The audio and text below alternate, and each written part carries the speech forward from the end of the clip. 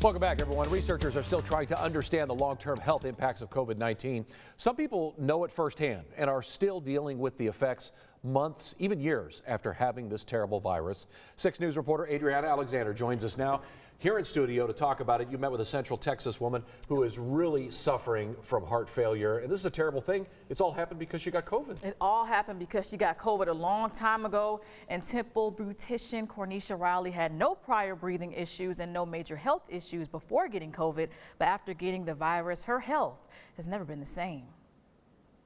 You know, we can't really blame the doctors because they didn't know what to look for. It was a new virus, but the whole time it was slowly killing my heart.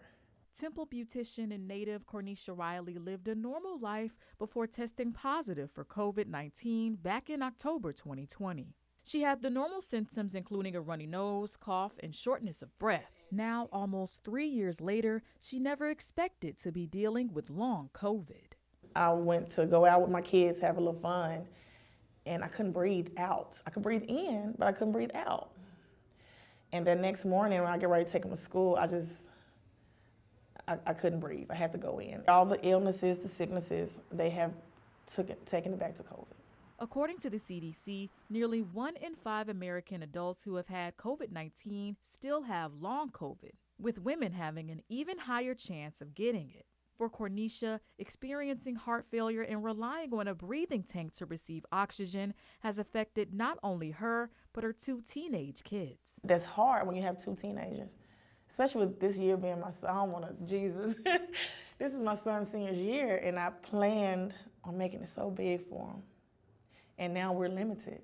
She puts all of her faith in God and a new medication, hoping that it will help her heart receive oxygen the way it should. I also pray that anybody who has suffered COVID and feel anything wrong in their chest, go ask questions. Do not go without it. Now, Cornisha has the option of getting a heart transplant, but that is a last resort, of course. Now, new medication she's taking will help nurse her back to health, and that's the hope for her, for sure. Yeah, and she's young. She's young, 35. Right, you're thinking heart transplants, after your heart's gotten old and worn out when you're, 60, 70, 80 years old, depending. Yep. So that's really terrible, but we wish her the best. Yes, we do. Oh my gosh. All right, thank you so much for that update, Adriana.